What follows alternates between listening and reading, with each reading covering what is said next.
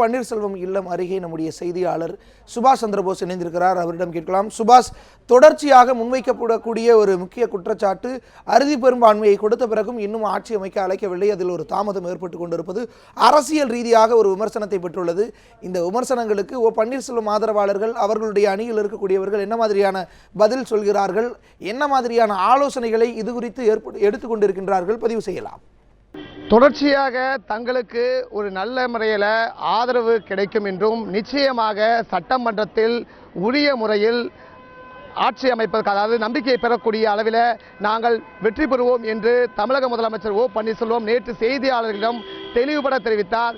இந்த நிலையில் ஆளுநர் நடவடிக்கையை முதலமைச்சர் தரப்பிலிருந்து சரியான வகையில் தான் பார்க்கப்படுகிறது. ஏனென்றால் தற்போது நேற்று பொதுச் செயலாளர் அவர்கள் தான் உரிமை கோரினார் என்றும் தற்பொழுது எங்களுக்கு எந்தவித தயக்கம் இல்லை, எப்பொழுதும் நாங்கள் தயாராக இருக்கிறோம் என்றும் ஒரு கருத்தை தெரிவித்தார்.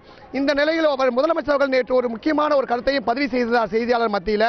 அதாவது இத்தனை குழப்பங்கள் இருக்கும் நிலையில் பல்வேறு மாநிலங்களில் ஒரு சட்டசபையை 3 மாதம் அல்லது 6 மாதம் முடக்கி வைப்பதற்கான நடவடிக்கைகள் பல்வேறு மாநிலங்களில் எடுக்கப்பட்டிருக்கின்ற ஒரு கருத்தை பதிவு செய்தார்.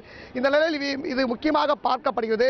தற்போது உள்ள பரபரப்பான அரசியல் சூழ்நிலையில் ஒரு முடிவுக்காக, ஒரு நிரந்தர தீர்வுக்காக ஆளுநருடைய நடவடிக்கை ஒரு பக்கம் சரியான முறையில் என்று பார்க்கப்பட்டாலும், மற்றொரு பக்கம் அரசியலமைப்பு சட்டத்தின்படி குறிப்பாக அறுதி பெரும்பான்மை பெற்றிருக்கக்கூடியவர்களுக்கு ஆட்சி அமைக்க உரிமை கோருவதுதான் மரபு என்கிற கருத்தை வைக்கப்பட்டிருக்கிறது. இந்த நிலையில் ஆளுநர் எடுக்கக்கூடிய ஒரு முடிவில் தான் அத்தனை தமிழக அரசியலுடைய அத்தனை விஷயங்களும் அடங்கியிருக்குது. இந்த நிலையில் இவங்களுடைய தொடர்ச்சியான கருத்து தங்களுக்கு நல்ல முறையில் சரியான வகையில் ஆதரவு இருக்கிறது. உதாரணத்திற்கு நாடாளுமன்ற உறுப்பினர்கள் இதுவரை 11 பேர் எங்களுக்கு ஆதரவு தெரிவித்துள்ளனர்.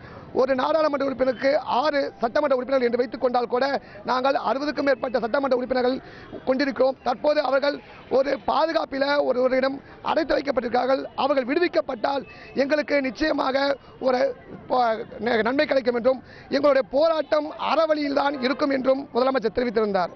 தேவேந்திரன்.